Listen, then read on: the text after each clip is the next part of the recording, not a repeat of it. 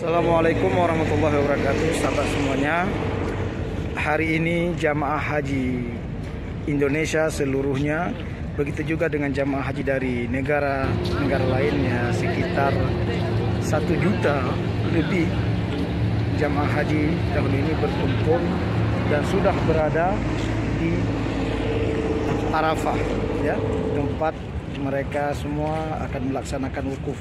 Ini bisa kita lihat di area ataupun pemondokan tenda-tenda jamaah haji Indonesia, termasuk juga di dalamnya jamaah haji dari Aceh yang berada pada Maktab 15.